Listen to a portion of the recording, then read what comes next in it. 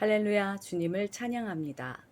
오늘은 하나님의 방법이라는 주제를 가지고 하나님의 계획, 이야기를 계속해 보려고 합니다. 창세기 6장 9절부터 22절까지의 말씀입니다. 우리 다 같이 봉독하시면서 천천히 읽겠습니다. 이것이 노아의 족본이라. 노아는 의인이요 당대의 완전한 자라. 그는 하나님과 동행하였으며 세 아들을 낳았으니 셈과 함과 야벳이라. 그때에 온 땅이 하나님 앞에 부패하여 포악함이 땅에 가득한지라. 하나님이 보신즉 땅이 부패하였으니 이는 땅에서 모든 혈육 있는 자의 행위가 부패함이었더라. 하나님이 노아에게 이르시되 모든 혈육 있는 자의 포악함이 땅에 가득하므로 그 끝날이 내 앞에 이르렀으니 내가 그들을 땅과 함께 멸하리라. 너는 고페르나무로 너를 위하여 방주를 만들되 그 안에 칸들을 막고 역청을 그 안팎에 칠하라. 네가 만들 방주는 이러하니 그 길이는 300규빗, 너비는 50규빗, 높이는 30규빗이라.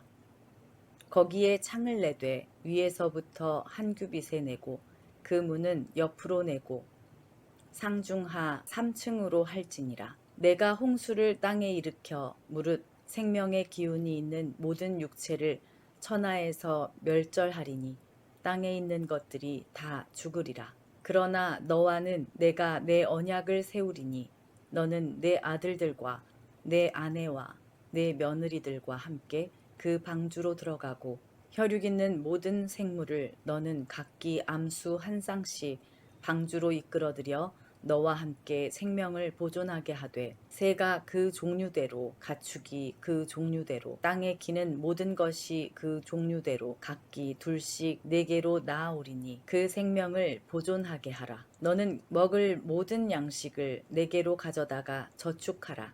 이것이 너와 그들의 먹을 것이 되리라. 노아가 그와 같이 하여 하나님이 자기에게 명하신 대로 다 준행하였더라.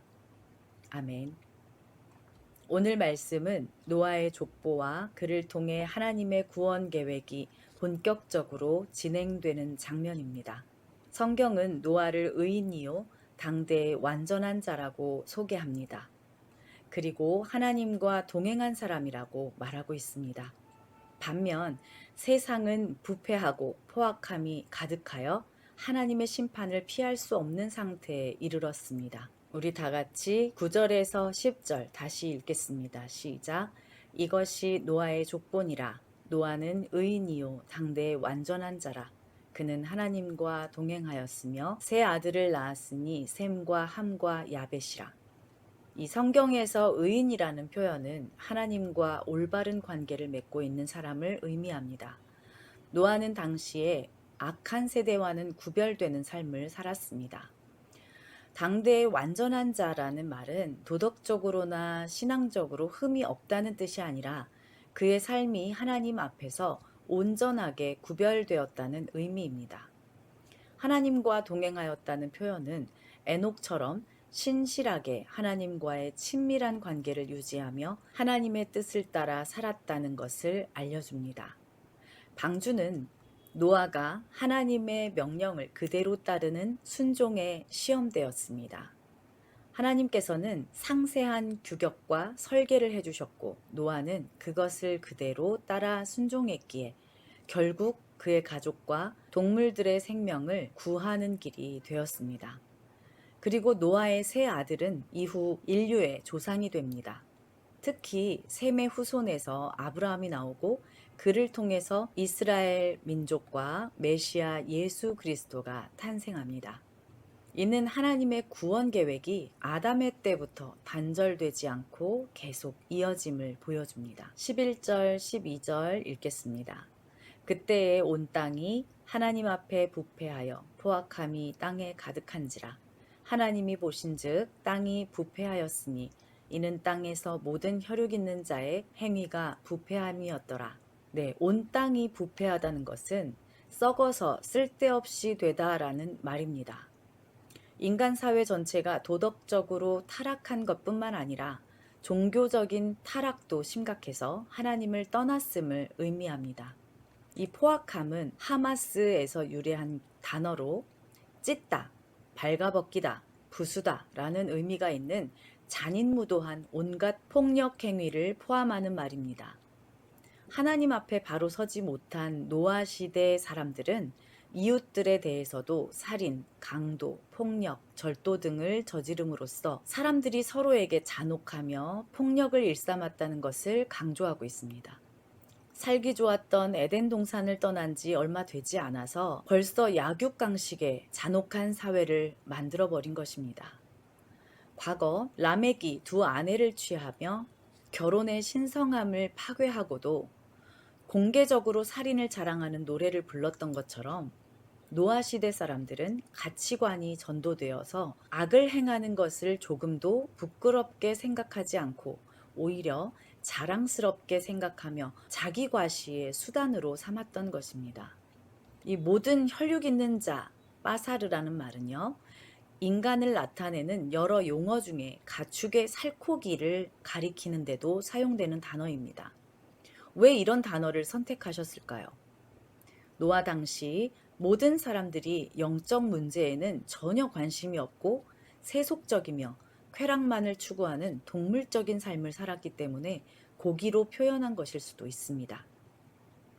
인간이 자신을 지으신 위에 계신 하나님을 생각하지 않고 그저 이 땅에서 먹고 자고 즐기며 잘 사는 것만을 추구한다면 이는 내일을 기약하지 않고 그날그날 주어진 삶, 그것만을 사는 동물과 다를 바 없다는 말입니다.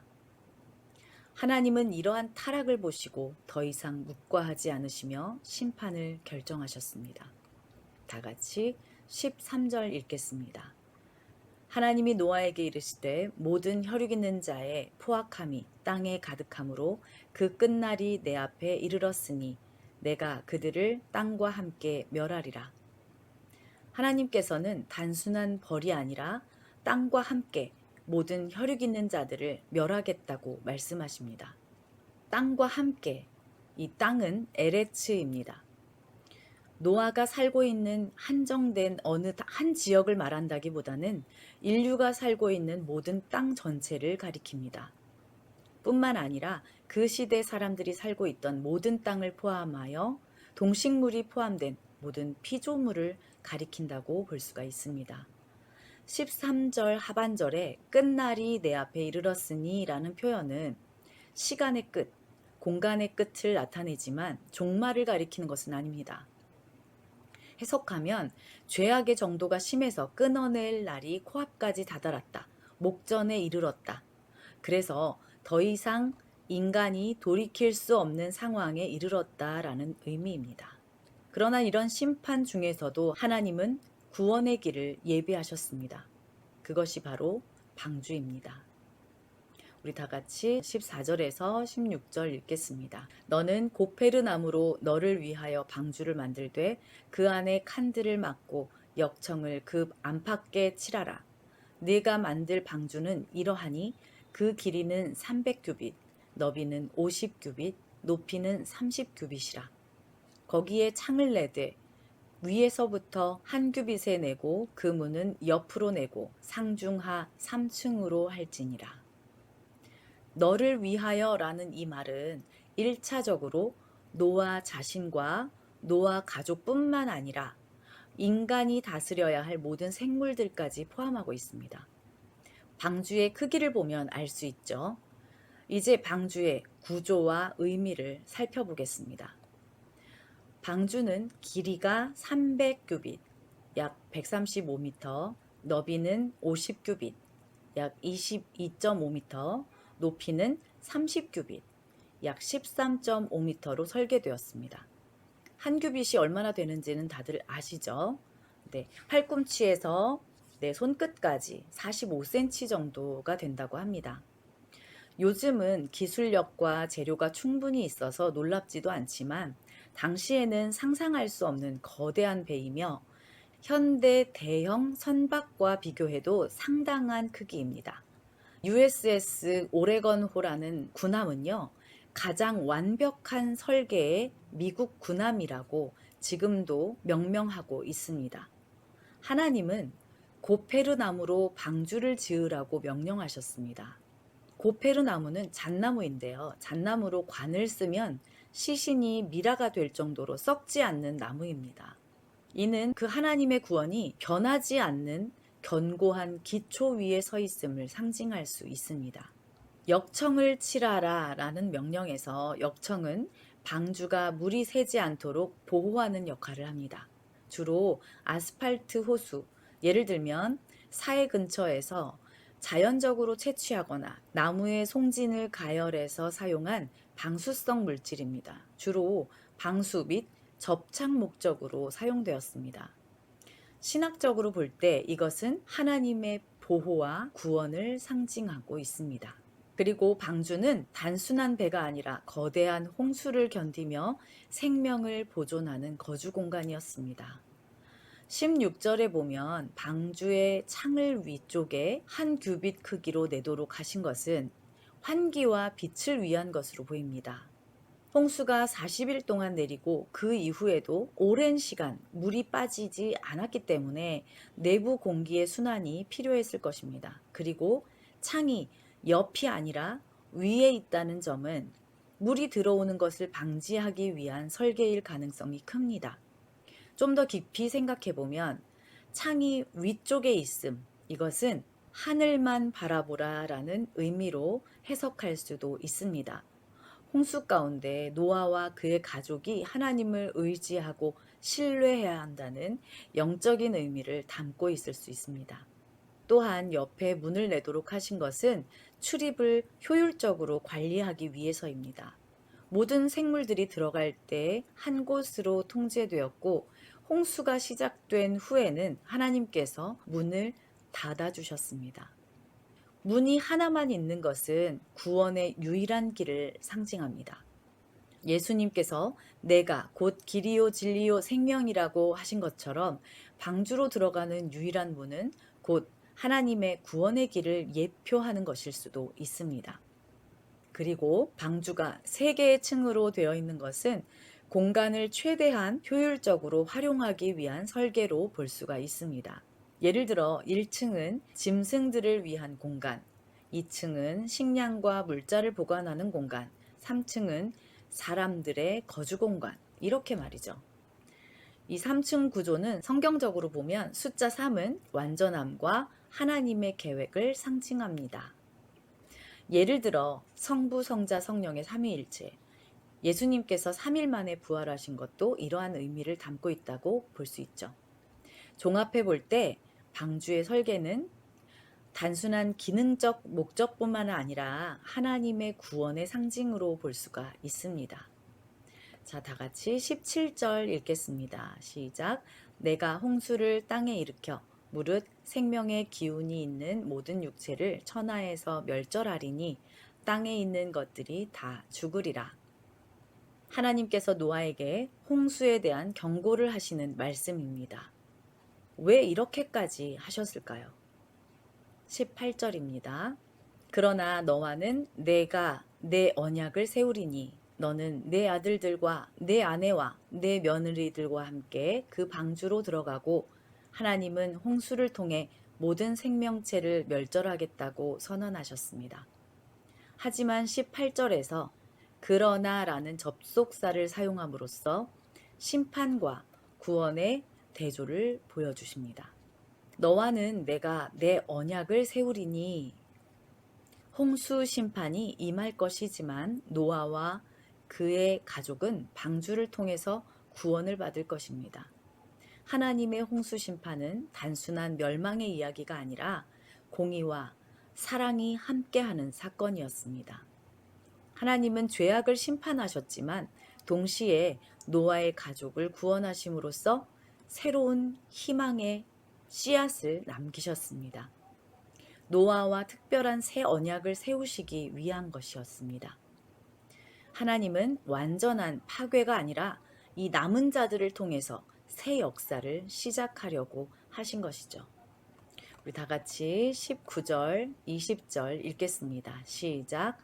혈육 있는 모든 생물을 너는 각기 암수 한 쌍씩 방주로 이끌어들여 너와 함께 생명을 보존하게 하되 새가 그 종류대로 가축이 그 종류대로 땅에 기는 모든 것이 그 종류대로 각기 둘씩 네 개로 나아오리니 그 생명을 보존하게 하라.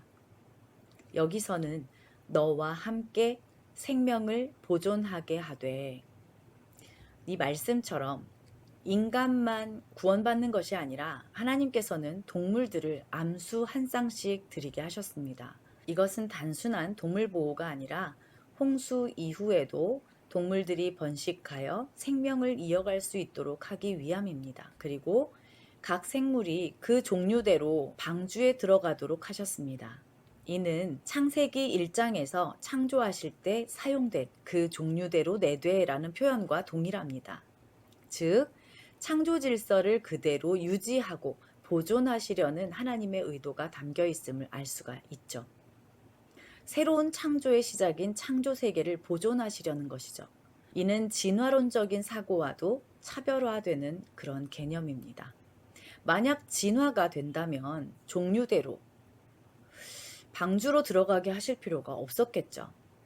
하나님께서 창조하신 각 생명의 본래 모습을 유지하기 원하심을 의미합니다.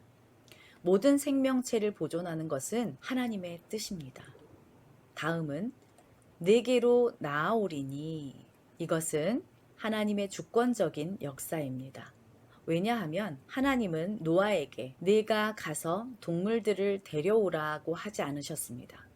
각기 둘씩 네게로 나아오리니 라고 하셨습니다. 즉 동물들이 노아의 의지가 아니라 하나님의 역사하심으로 방주로 오게 된 것입니다.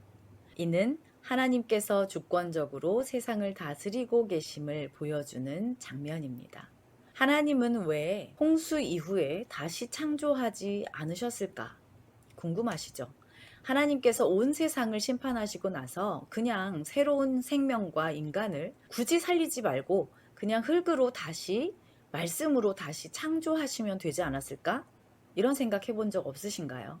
다시 창조하면 그만인데 왜 이런 복잡한 과정과 오랜 시간을 할애하셨을까요? 이런 질문은 하나님의 구원 방식과 창조의 목적을 깊이 이해하는 데 정말 중요합니다. 하나님의 창조 원리는 완전한 파괴가 아니라 구속과 회복이다. 이런 말씀입니다. 하나님은 단순히 없애고 새로 만드시는 분이 아니라 타락한 것을 회복시키고 구원하시는 분이십니다. 창세기 1장에서 하나님은 보시기에 좋았더라 하시며 창조를 기뻐하셨습니다. 그러나 인간의 죄로 인해 세상이 타락했지만 하나님은 창조 자체를 완전히 없애지 않으셨습니다. 대신 남은 자, 거룩한 씨를 통해서 구속의 역사를 계속 이어가십니다. 성도 여러분, 성경은 인간이 죄를 지을 때마다 새로 창조하는 방식이 아니라 구원의 계획을 통해 타락한 인간을 회복시키는 분이시라는 것을 끊임없이 말하고 있습니다. 에덴 동산, 홍수 심판, 바벨론 포로기, 이스라엘이 심판을 받았지만 다시 돌아올 회복을 약속하셨고 예수님의 십자가, 죄로 인해서 심판받았지만 부활을 통해서 새로운 생명을 주셨죠. 이것이 하나님의 방법입니다. 하나님의 방법은 항상 심판 후에 회복이 있습니다. 바로 저와 여러분도 그 구속의 은혜를 힘입고 이렇게 이 자리에 존재하고 있다는 것이 바로 그 은혜일 것입니다. 그러므로 노아의 방주는 구원의 상징이며 결국 예수 그리스도를 통한 구원의 모형입니다.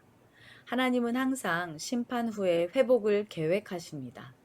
다 같이 21절입니다. 너는 먹을 모든 양식을 네게로 가져다가 저축하라. 이것이 너와 그들의 먹을 것이 되리라. 식솔들을 위해 저축하라고 하셨습니다. 하나님께서는 노아에게 먹을 것을 직접 주지 않고 스스로 준비하도록 하셨습니다. 광야에서는 만나와 메추라기를 주셨지만 가나안 땅에 들어가서는 땅을 경작하여 먹게 하셨습니다. 광야에서는 그날 그날 매일매일 하나님께서 먹이셨지만 가나안 땅에서는 정복하게 하셨습니다. 초자연적인 방식, 하늘에서 만나를 주기보다는 미리 준비하는 것을 명하셨던 것입니다. 하나님의 방법은 시대와 상황에 따라 다르게 역사하지만 일할 수 있는 능력을 주셔서 준비하게 하시는 것 또한 하나님의 방법입니다. 하나님은 우리에게 미리 대비하고 준비하는 지혜를 주시고 이를 통해 공급하십니다. 예전에는 마치 보험을 든다거나 적금을 들면 하나님을 믿지 않는 그런 사람으로 믿음이 평가절하되기도 했었습니다. 이상하게도 종말이 온다고 하는 말, 이런 말을 하는 거의 대부분의 이단들은 똑같이 말하는 것이 있습니다. 당신과 가족을 위해 모은 전 재산을 다 팔고 여기에 헌금하고 함께 종말을 대비하자고 말이죠. 그러나 하나님은 홍수 동안 방주 안에서 살아갈 생존에 필요한 식량을 미리 마련하게 하신 것처럼 오늘날도 우리의 삶에서 앞으로 닥칠 모든 상황들을 대비할 수 있도록 준비하는 지혜를 또한 하나님께서 주셨습니다.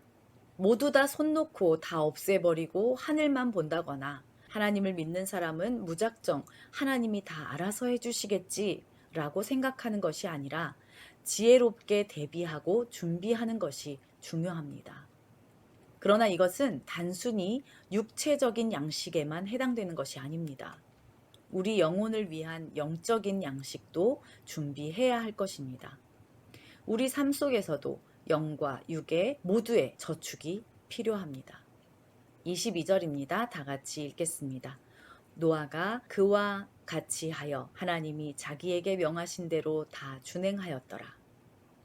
노아는 하나님께서 주신 명령을 끝까지 순종했습니다. 노아는 하나님의 말씀을 믿고 순종하는 믿음을 가졌을 뿐만 아니라 실제로 행동으로 준비하는 실천적인 신앙을 보였습니다. 믿음이 있다고 말하면서 아무 준비도 하지 않았다면 방주 안에서 생존할 수 없었을 것입니다. 하나님의 계획에 따라 믿음으로 순종하고 그에 맞는 준비를 말씀대로 철저히 했습니다. 신앙은 단순한 마음가짐이 아니라 실제 삶 속에서 행동으로 나타나야 합니다. 큰 소나기가 올 거라는 일기예보를 듣고도 우산을 준비하지 않는 건 믿음이 없는 행동입니다. 그래서 믿음과 실천은 함께 가야 합니다. 하나님을 신뢰하되 삶에서 행동으로 준비해야 한다는 것입니다. 오늘 말씀을 정리하겠습니다. 창세기 6장 9절부터 22절을 통해서 우리는 죄를 심판하시지만 동시에 노아와 그의 가족에게 구원의 길을 열어주시는 공의와 사랑을 다시금 깨닫게 됩니다. 노아는 의로운 사람으로 하나님께 선택받아 방주를 지었습니다. 덕분에 아담에 이어서 두 번째로 인류의 시작이 되었습니다. 그리고 인간이 죄를 지을 때마다 새로 창조하는 방식이 아니라 구원의 계획을 통해 타락한 인간을 회복시키시는 분이라는 것이 바로 하나님의 방법이라는 것을 꼭 기억하시기 바랍니다. 노아처럼 하나님과 동행하며 믿음으로 순종하는 삶을 살 때 우리는 하나님의 은혜 안에서 보호받을 수가 있습니다. 세상의 타락 속에서도 하나님을 의지하고 구원의 방주이신 예수님을 붙잡고 하나님을 기쁘시게 해드리는 저와 여러분이 되시기를 축복합니다. 이 시대의 죄악 가운데에서도 노아처럼 하나님과 동행하며 순종하는 믿음을 가질 수 있도록 하나님의 방법을 기억하며 늘 영육간에 준비하는 삶을 살 수 있도록 우리에게 주어진 구원의 방주 되시는 예수 그리스도의 복음을 감사하며 살아갈 수 있도록 이 시간 각자 기도하시고 예배를 마치겠습니다. 다 같이 기도하시겠습니다.